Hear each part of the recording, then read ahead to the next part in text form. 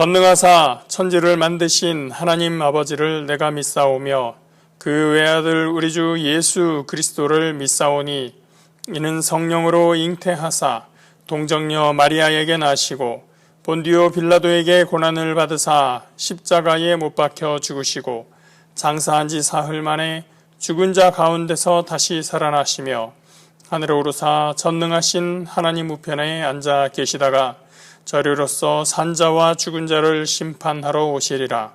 성령을 믿사오며 거룩한 공회와 성도가 서로 교통하는 것과 죄를 사하여 주시는 것과 몸이 다시 사는 것과 영원히 사는 것을 믿사옵나이다. 아멘. 오늘 함께 보실 말씀 신명기 27장 11절부터 15절까지 말씀입니다. 구약성경 303면에 있습니다. 구약성경 303페이지 신명기 27장 11절부터 15절까지 말씀입니다.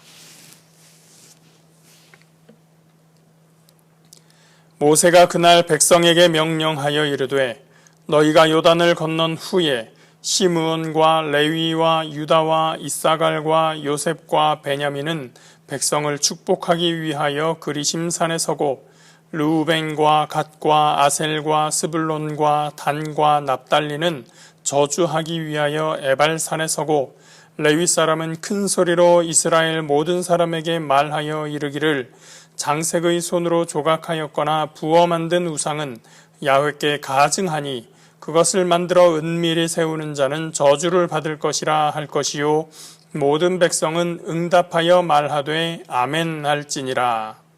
아멘. 10절까지 모세와 장로들의 선언이 있은 후에 다시 모세가 마이크를 잡았습니다. 오늘 본문은 15절까지 읽었지만 원래는 26절까지 하나의 묶음으로 되어 있는 부분입니다.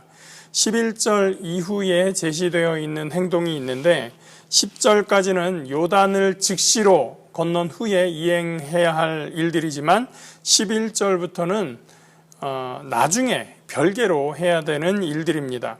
그러나 두 가지 행위, 그러니까 10절까지 있는 행위와 11절부터의 행위는 연결되어 있는 의미를 가지고 있습니다. 왜냐하면 4절에서 에발산에 돌들을 세우고 석회를 바르라고 하면서 하나님의 율법을 기록하게 했던 것처럼 11절부터는 에발산에서 외쳐야 되는 하나님의 말씀이 있기 때문입니다.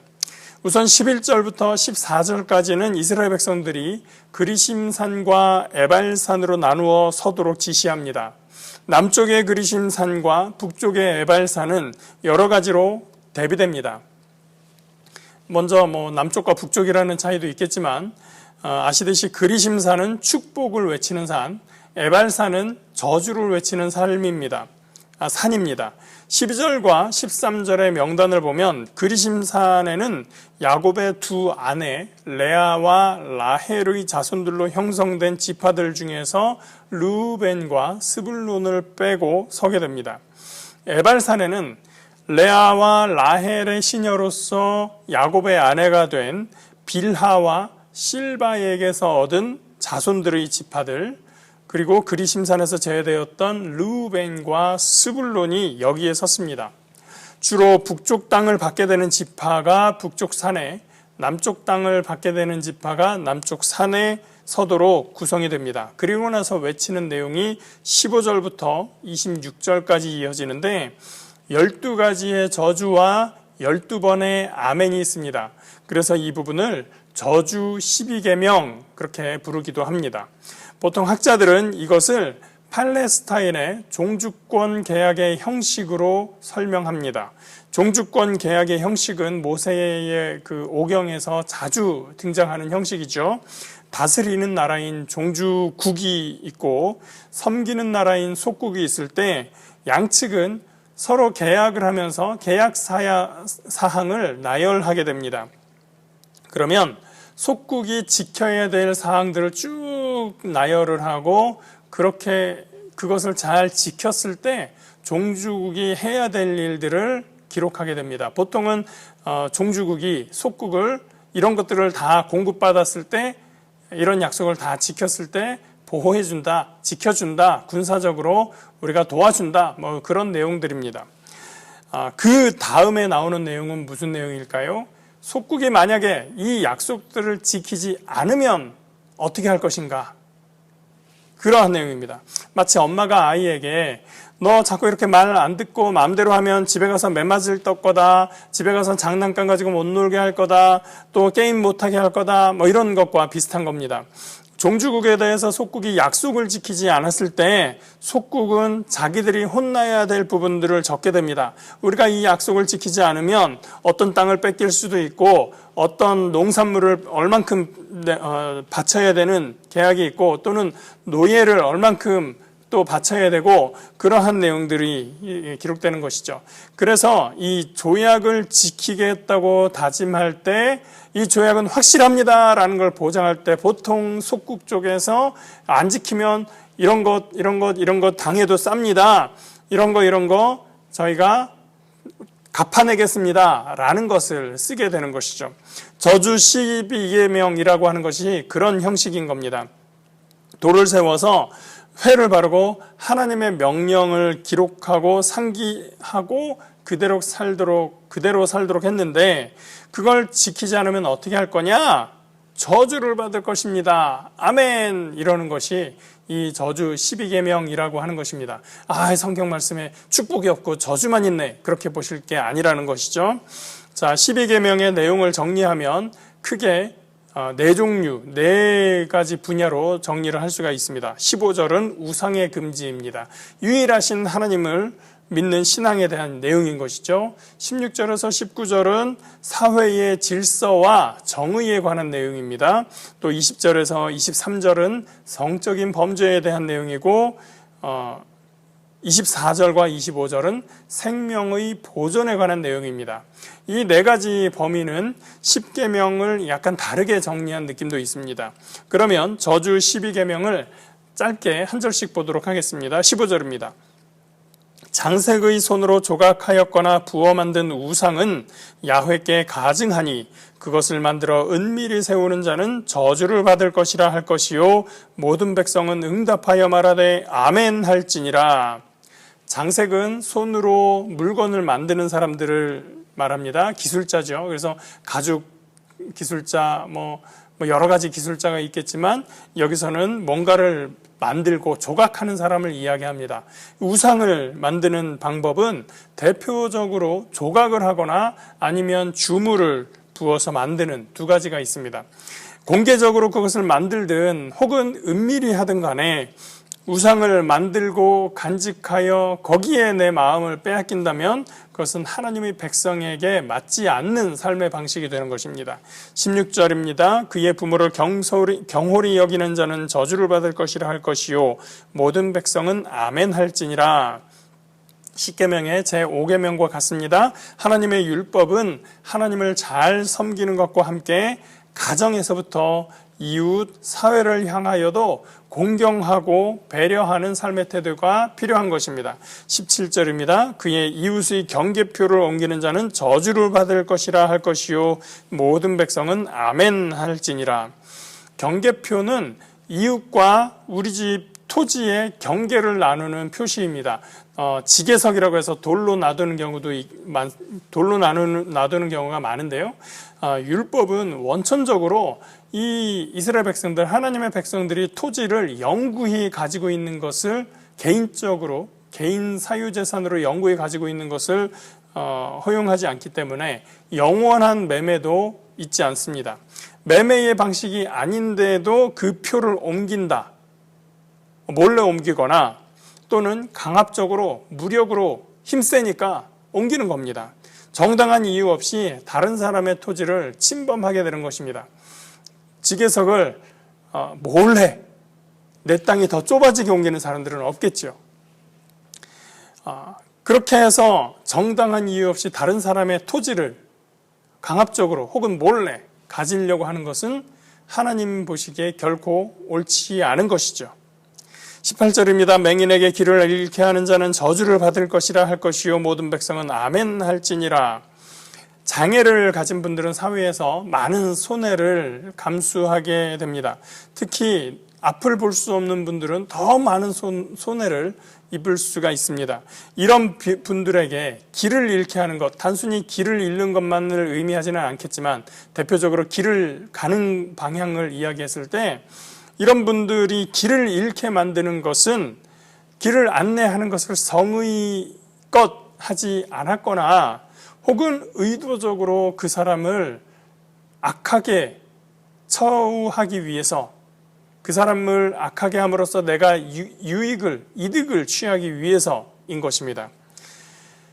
그렇게 성의를 가지지 않거나 악행을 하기 위한 목적을 위해서 타인의 연약함을 이용한다면 또는 무시한다면 하나님께서 그것을 옳게 보시지 않을 것이고 그로 인하여 저주를 받을 것이다 라는 말씀입니다.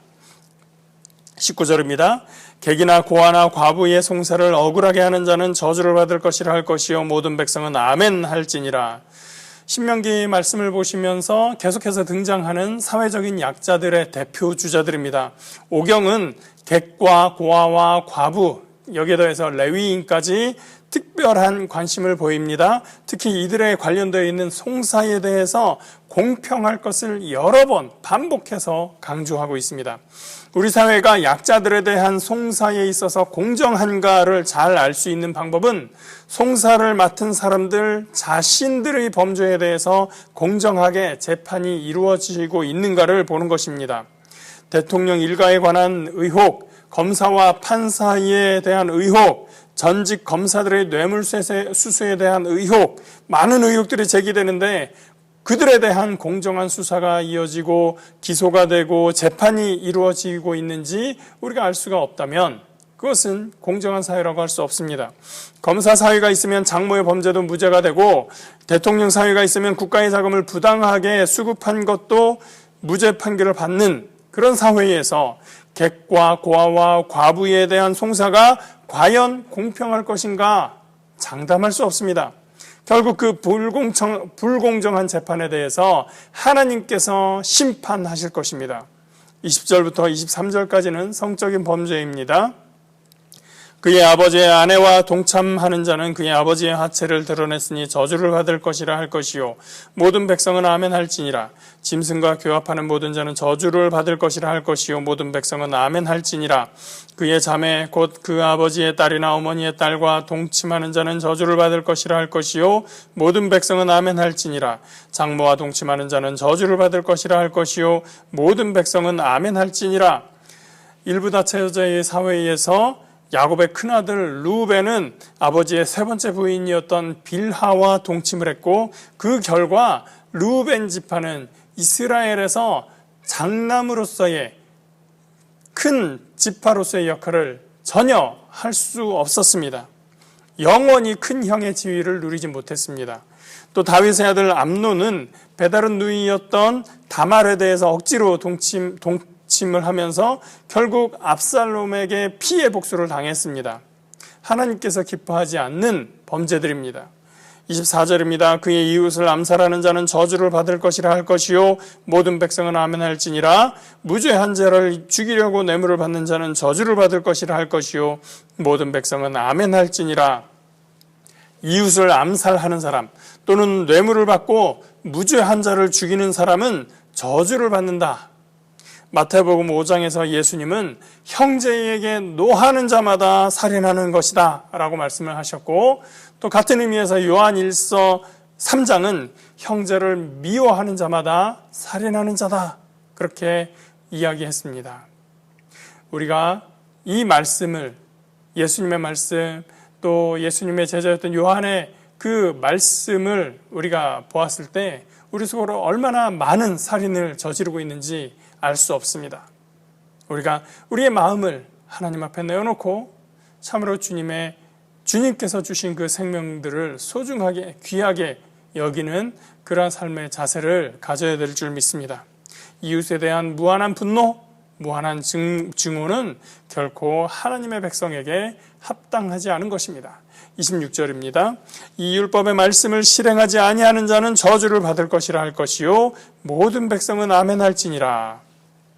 26절은 전체적인 종합입니다. 3절과 8절에서 말했듯이 돌에 기록하라고 했던 하나님의 율법의 말씀을 실행할 것을 강조하고 있습니다. 그리고 그렇지 않으면 저주를 받을 것이다. 그렇게 정리해 줍니다.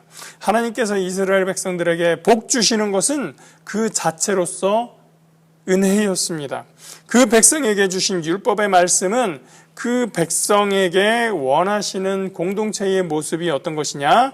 어느 다른 민족과 백성들에 비해서 조화롭고 협력하고 배려하는 사회를 만드는 것이었습니다.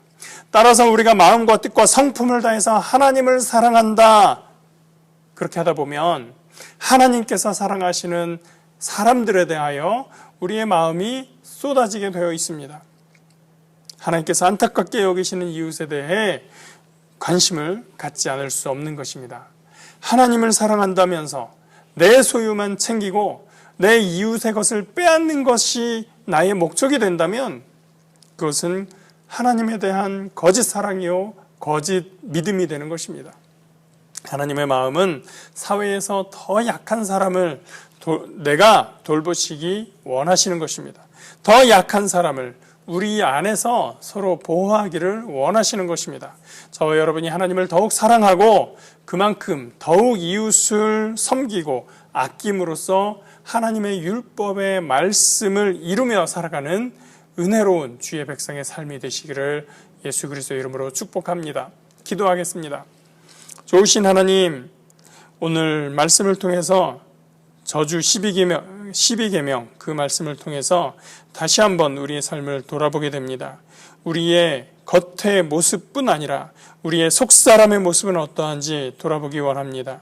하나님 주님 안에서 더욱더 온전하며 주님을 마음과 뜻과 성품을 다하여 사랑하고 섬기되 또한 그 마음으로써 우리 이웃을 하나님께서 귀히 여기시는 우리 이웃을 우리가 아끼고 사랑하는 주님의 백성된 삶의 모습을 가지고 이 땅을 살게 하여 주시옵소서.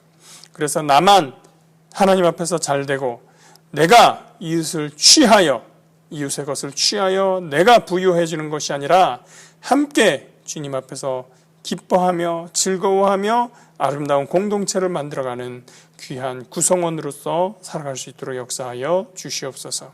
그것이 참으로 주님의 이름을 높이며 하나님을 영화롭게 하는 것임을 깨달아 우리의 삶이 주님께 기쁨이 되는 삶이 될 수 있도록 늘 함께하여 주시옵소서. 감사드리며 예수 그리스도의 이름으로 기도합니다. 아멘. 하늘에 계신 우리 아버지여, 이름이 거룩히 여김을 받으시오며 나라가 임하시오며 뜻이 하늘에서 이루어진 것 같이 땅에서도 이루어지이다. 오늘 우리에게 일용할 양식을 주시옵고 우리가 우리에게 죄 지은 자를 사하여 준 것 같이 우리 죄를 사하여 주시옵고 우리를 시험에 들게 하지 마시옵고 다만 악에서 구하시옵소서. 나라와 권세와 영광이 아버지께 영원히 있사옵나이다. 아멘.